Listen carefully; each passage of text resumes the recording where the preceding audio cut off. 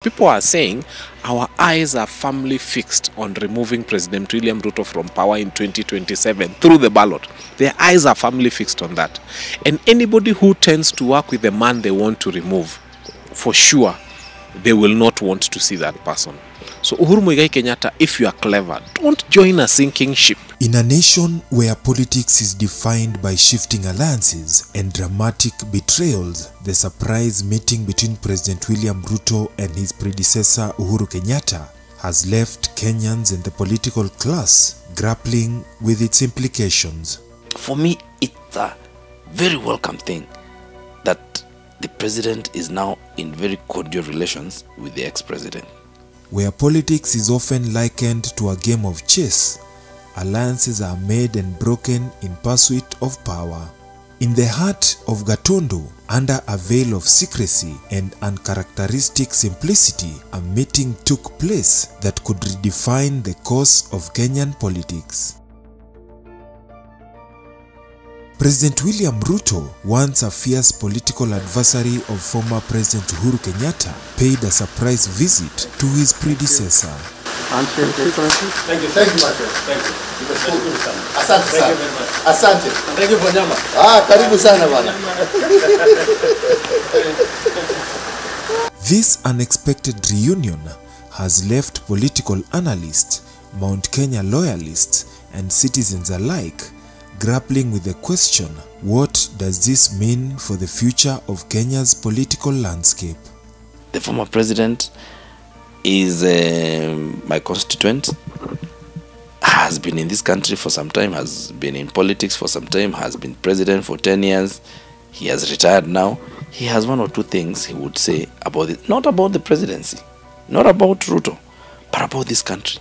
Ruto had lost Mount Kenya, and he has lost Mount Kenya. There's no thinking about it. And because now Rigiji looked like he was the door to Mount Kenya and he can't go back through Rigiji, he's trying to go back even if it means going back through the window.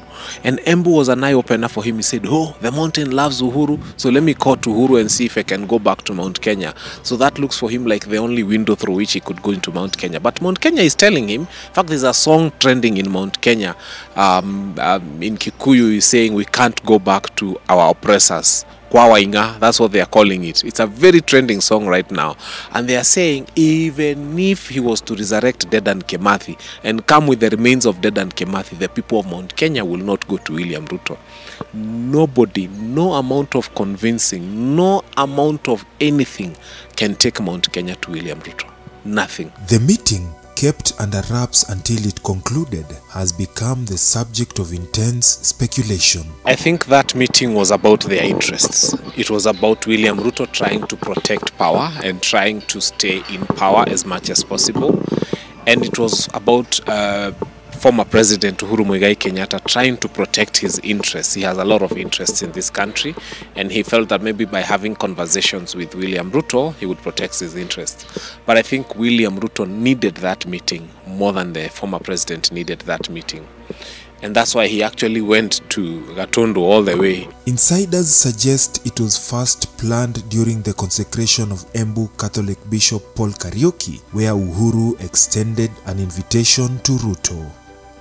Apparently, Ruto had preferred Uhuru to come to State House, but as a show of seniority, Uhuru decided to have the meeting done at his rural home.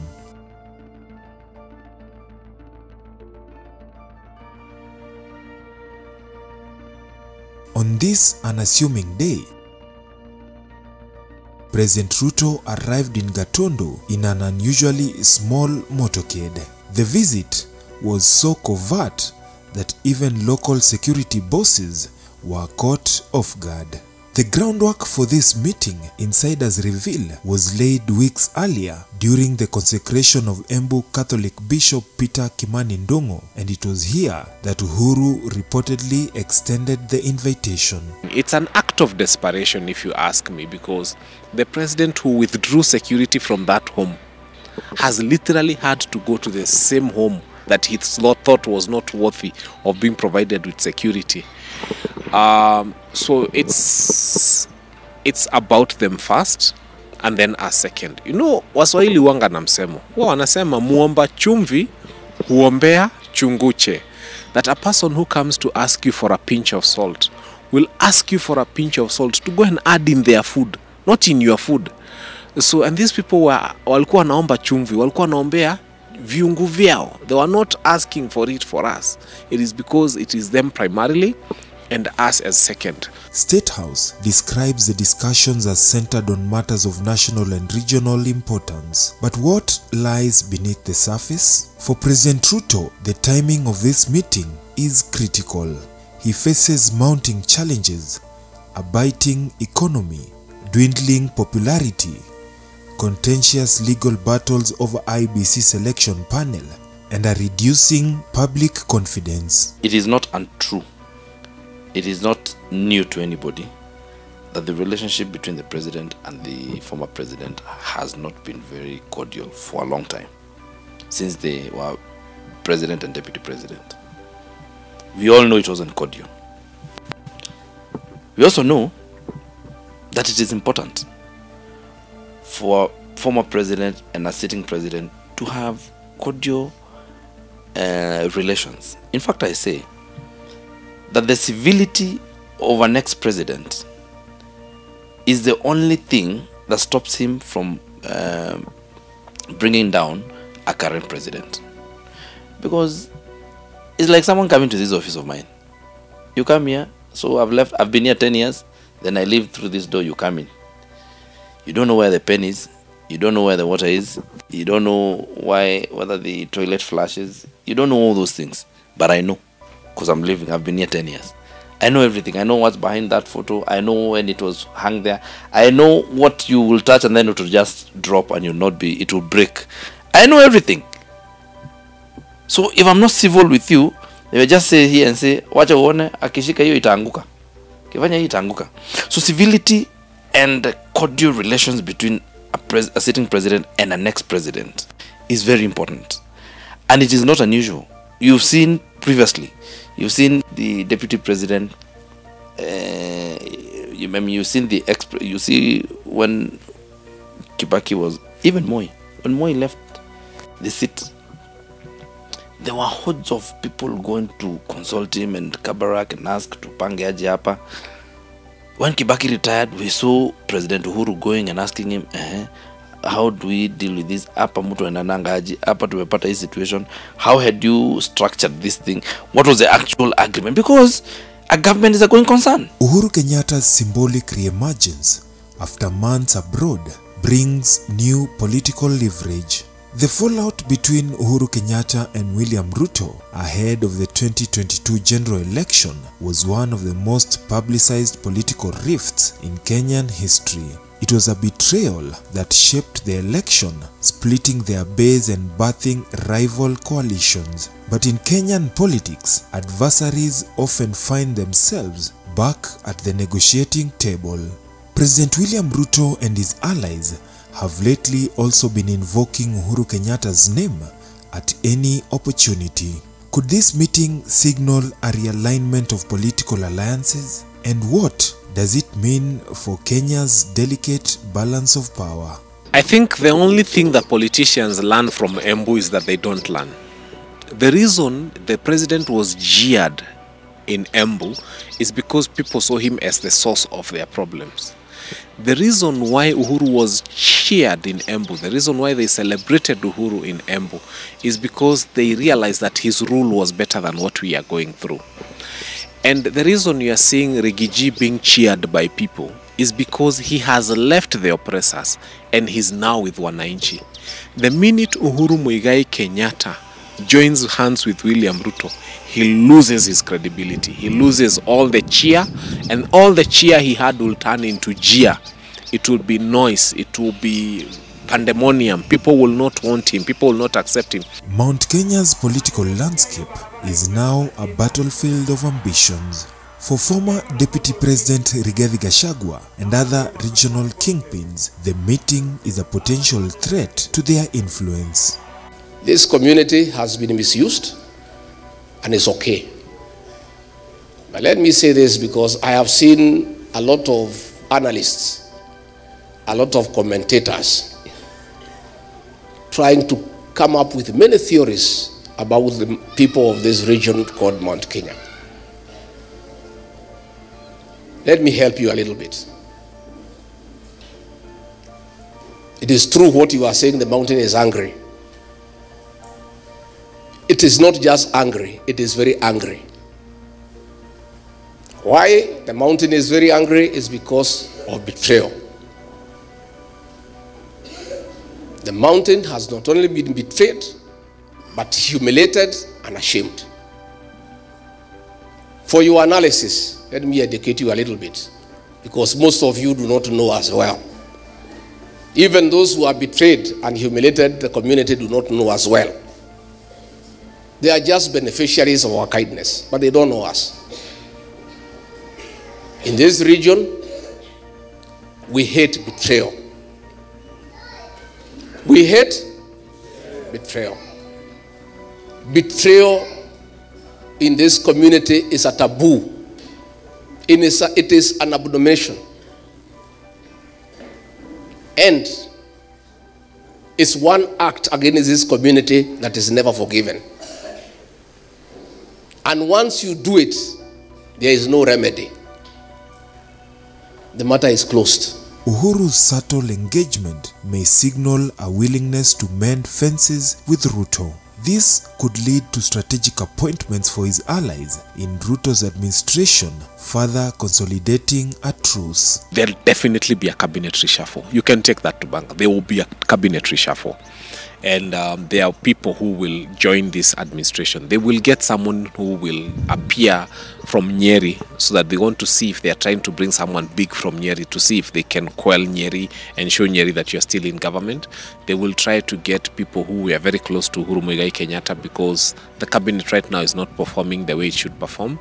It's not going to work. It's not going to have the desired effect. If anything, it will make those people who join that administration, they will join and then they'll be told, you went on your own, you don't represent us.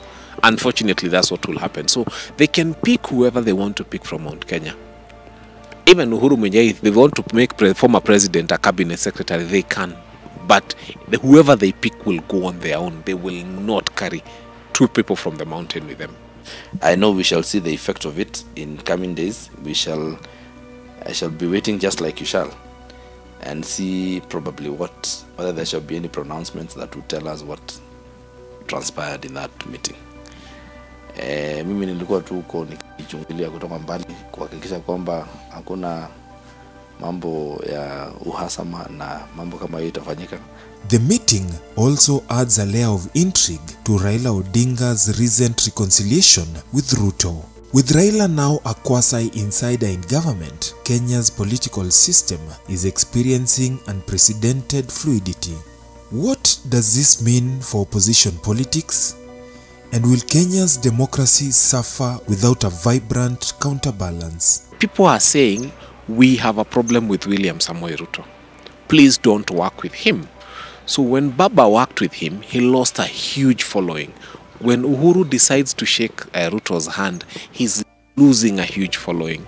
I think people need to be focused and to remember. And people keep thinking, oh, if you're not working with Uhuru, you're with Rigiji. You're wrong. Rigiji did not lead us. He came to us. He followed us. He came to Wananchi. He came to where people are. So what we are celebrating is the leaders who are coming to where Wananchi is. And if Rigiji today decides to go back to William Ruto, he also loses favor with us. So this is a very interesting situation where people are not leading us. People are following Mwananchi and going to where Mwananchi is. And the popular leader is the one who goes to where Mwananchi is. In Kenya, there are no permanent friends or enemies in politics. Only enduring interests. For Ruto, this meeting offers a chance to stabilize his administration. And for Uhuru, it is a reassertion of influence after a period of dormancy.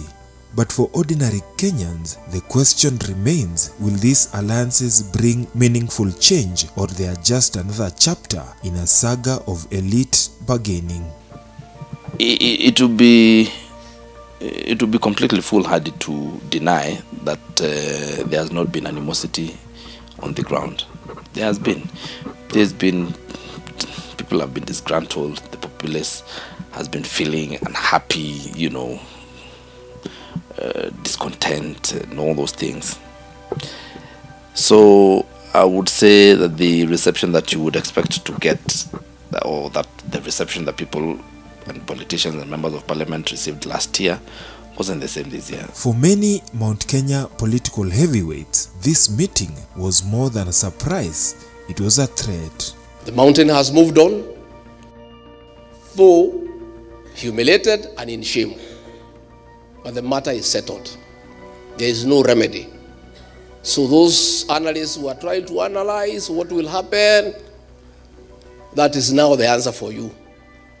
And because we are here, time will tell. Time will tell. We as a region, we are saying,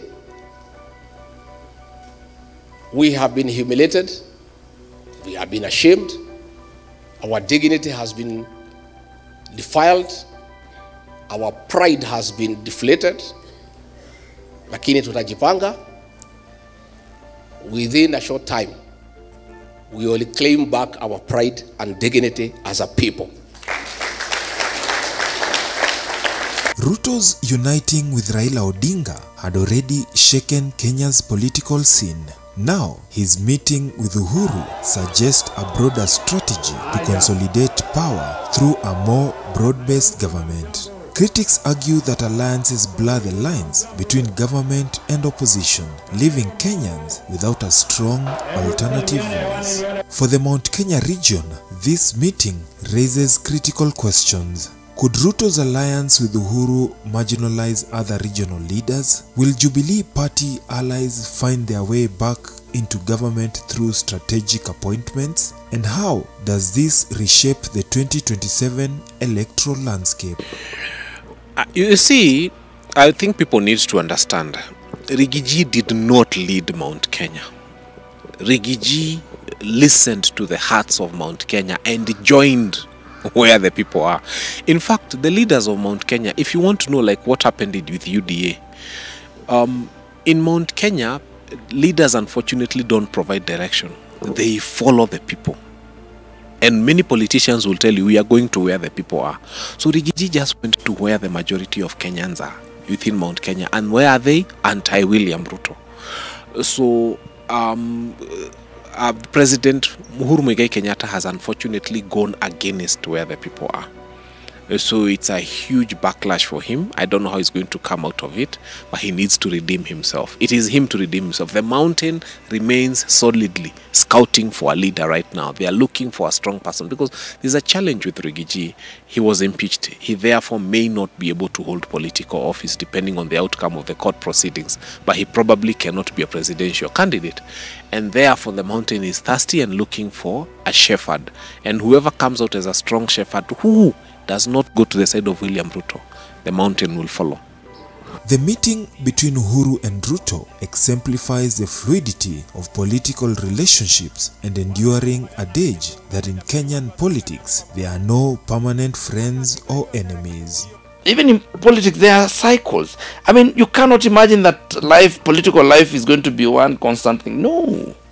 There will be cycles. There will be times when people are excitable. There will be times when people are, they have a slump. There will be times when people want to go back to school. All those are seasons. Those are political seasons. Just like any other season. I mean, I don't see anything unusual in that. I mean, if you remember, in 2004, after we elected Kibaki in 2002 December, in 2004, everybody was up in arms. This Kibaki has come here with ETRs, anatulipisha tax, ameanza kufanya maneno mengine. There were all those issues. To an extent that even in 2007, we did not even, participate in elections properly. We had to have some Dharakanidhi issues. Well, those are for you to discuss. I don't know. You'll be the judge. But you also know that in 2015, President Uhuru Kenyatta was not very popular. So these are political cycles. They happen all the time. There's nothing unusual. In fact, I see nothing to be excited about. It's just in siasa tu, siasa imekwanga hivi. I mean, President Moi got to office in 1978 towards the end of 1978. A few years into his leadership, he even had a coup in 1982. I mean, there's nothing unusual. Every new administration gets its challenges before people come to accept, okay, all right, tuko namna hii. Hii ndo serikali mpya. Because you see, there are people who, the dynamics will be different, but those things are regular and those things are cyclic. Those things are political cycles in this country, and they will keep happening. Even the next president will come. In his second, third year, he will have a challenge. As the dust settles on this historic meeting, one thing is clear: the political landscape of Kenya is as unpredictable as it is fascinating. As we speak right now, these people are keen on protecting what they've amassed, and some of them don't make sense. You know, I keep telling people, when Herod ordered for the killing of children who were below the age of 2 years, that fool was 69 years old, and he was worried about a child who has been born today, that child will become king. This is the kind of nonsense we have. All these people are in their 60s. They've amassed so much wealth. What would you do if you had a billion, for example? You would spend 55,000 shillings per day for 50 years, or 100,000 shillings per day for 25 years. Most of these people are not going to live for another 25 years. They won't be alive even if they wanted to be. And somebody has got 60, 70, 80, 100, 200 billion, 300 billion, obnoxious, obscene amounts of money. And so right now they are trying to protect that money. That's all they're doing. They don't care about us. They're not interested in the welfare of this country. It's about, I own this hotel, I own this, and I want to protect that. That is their primary motivation. What lies ahead for the Mount Kenya region, the broader political landscape, and the citizens of Kenya remains to be seen. I think my advice to Riggy is don't keep quiet. Actually, the idea is they wanted to silence him, so he shouldn't keep quiet. Participate in as many events as you can. Go out there, be seen, be visible, speak, attend, give direction. You see, he may not be qualified to vie, but right now he carries a lot of sympathy with him, and that's why you see the people scouting around him and moving around him. They're very clever. They know he has a following, but they know he may not be on the ballot, and so he'll probably nominate one of the ones who are faithful to him, and that's it. So you just need to keep close to Riggy for now if you want to inherit a huge part of the mountain. As the dust settles, the Uhuru-Ruto meeting is a stark reminder that Kenya's political stage is ever evolving. In the weeks to come, the nation will watch closely to see how this new alliance shapes the future.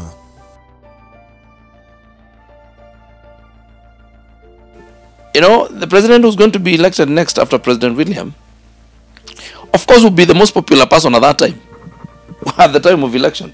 But I take it to the bank and take it from me and nobody else.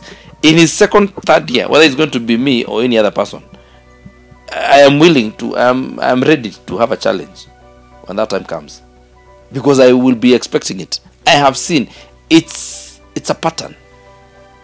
President Kenyatta after 1963, if you remember what happened in 1966, he had challenges.